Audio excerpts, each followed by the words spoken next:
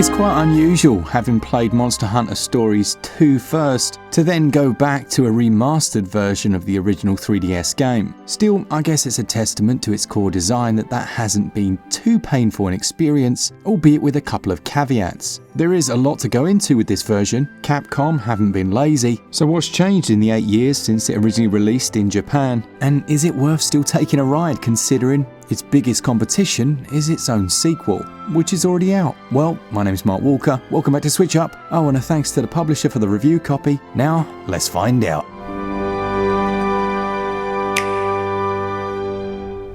If you're familiar with the Monster Hunter world, and I definitely am, it makes for a pleasant change to feature a different group of individuals other than the hunters. Set within Hakum Village, you begin life as a young rider. Riders raise and live with the monsters, using what's known as kinship stones to essentially tame them and awake their power. You and your mates swan off to the woods, find an egg, and then bust out a wonky version of the ritual, only to find that it actually worked. From here, you find yourself on a fast track to becoming a rider and are sent on an urgent quest to go and find out what on earth the Black Blight is that seems to have been discovered. I'll leave it there. That really is the very icing on the cake. Bold. Tales of your deeds have begun to be told. The narrative is now fully voice acted, which makes a significant improvement over the original release. With that said, the main protagonist, who you create yourself, they remain unvoiced, with Navaroo, the annoying sidekick cat, doing all the talking for you. He's the classic slapstick sidekick, like something out of a Saturday morning cartoon. Kids will love him, and most adults will want to do something that changes the age rating of the game. I'm forgetting my manners. I should introduce myself first, huh?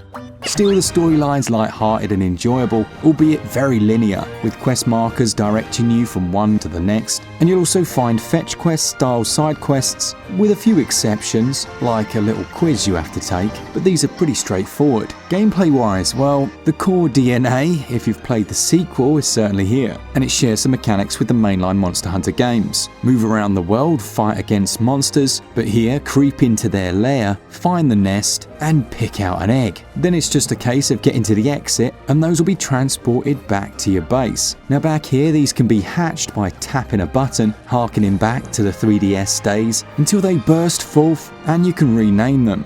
Not all monsters are created equally. Some will be larger, some more powerful, and each will have unique skills.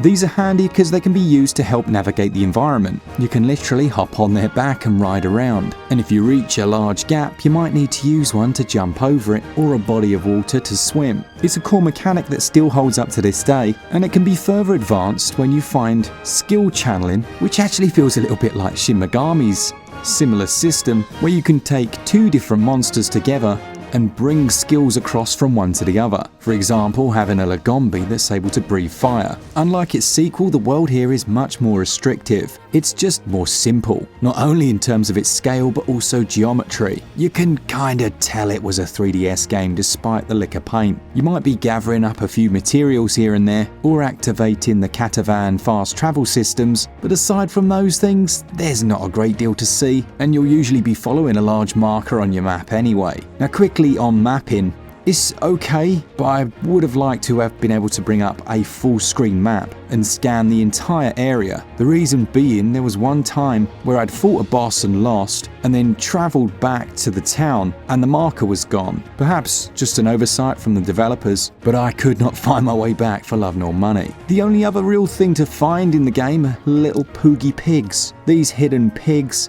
when you collect enough of them, will unlock certain unique things like a new item or a new outfit, and they do look awesome, it has to be said. Combat is where the real meat of the game lies.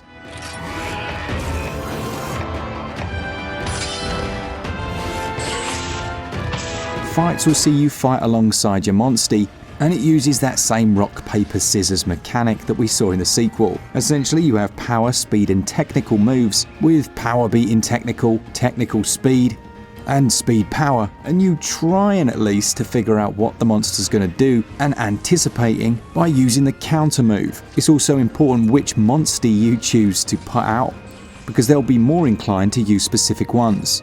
Now, if you can manage to do the same move as your monster and have it be the one that counters the enemy, you'll do a double attack which does much more damage, and it will boost your kinship, which is represented with this nice little egg down here. Once that's full up, you can then ride on your monster. This is actually a really nice little nuanced mechanic. The reason being is you're so soft and squishy that when you're fighting the monster on foot, you're taking all of the damage, and while they sometimes attack your monster, most of the time you're just getting battered.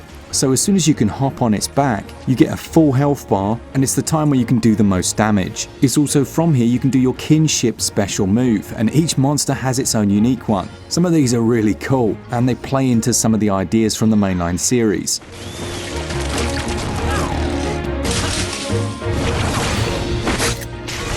If, however, you take too much damage, you'll actually get kicked off the monster. If either you or your monstie lose all of your health, you're going to lose one of these 3 hearts. Lose all of them, and it's game over. Or at least for that fight. As far as combat systems go, it actually works well. While it might seem like it's pure RNG in terms of the counter system, you can use items like the binoculars that allow you to scan the monster and see its tendencies.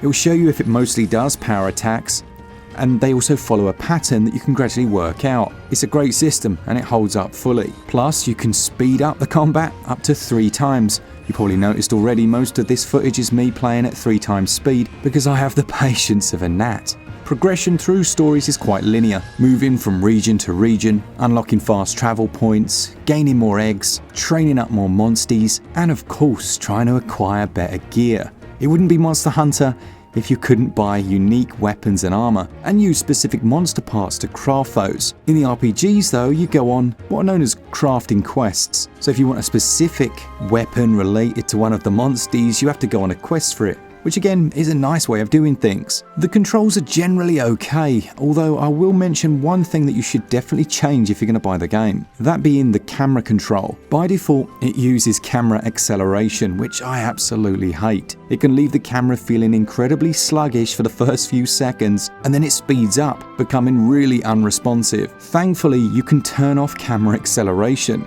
Do it, and then drop the speed all the way down almost to the bottom, and it has that perfect feel, instantly responsive, and in all honesty, just much better.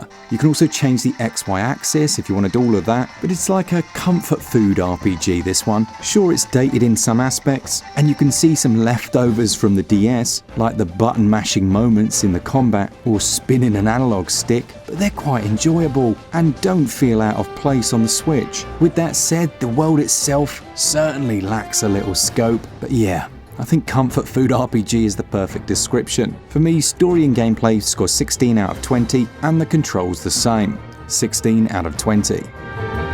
Visually, it looks like we're looking at native resolution in docked and handheld modes, but without anti-aliasing on the Switch version. You can certainly see jaggy edges, but I think you'll agree it actually looks considerably better than it did originally. There's also improved textures, some improved effects, and on Switch it's running around 40 frames per second. I know that sounds a bit strange, it's uncapped by the looks of things, and tends to hover around 40 all the way up to 60 in some internal locations. There's also nice HD rumble here. Now, despite the texture improvements, you will see some tessellation and a couple of areas that don't handle performance quite as well. I saw some frame drops in the Blossom area, but generally it's very solid.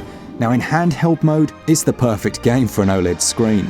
It's such a saturated experience color-wise that it's difficult not to smile when you see it on the OLED screen.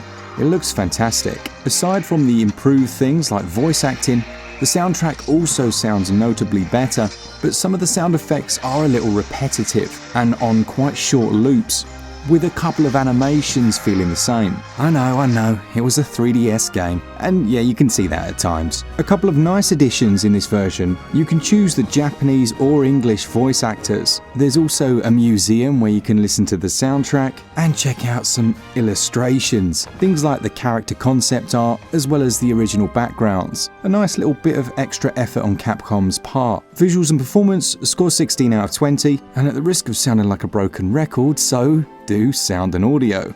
Let's get the bad news out the way.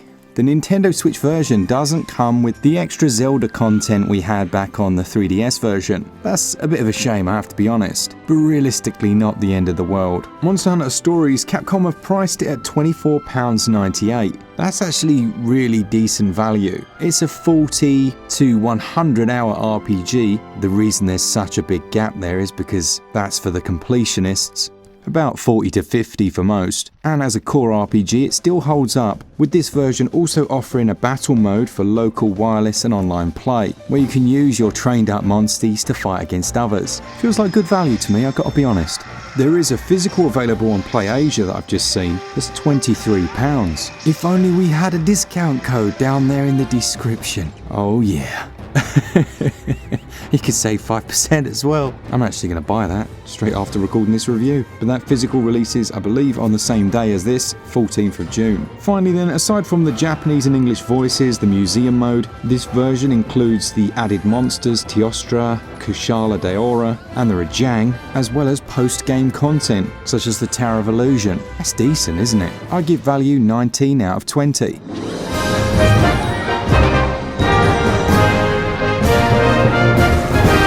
While it bears all the hallmarks of an old 3DS game, it looks like Capcom have put some real time and attention into this one. It's a fun, easy to play RPG, albeit potentially a little too linear for some hardcore players. It gets a SwitchUp score of 83%. Thanks to the publisher for the review copy. Let us know in the comments what you thought of this one. And as always, for all things Switch, all the time, keep it Switch up. Cheers guys, see ya!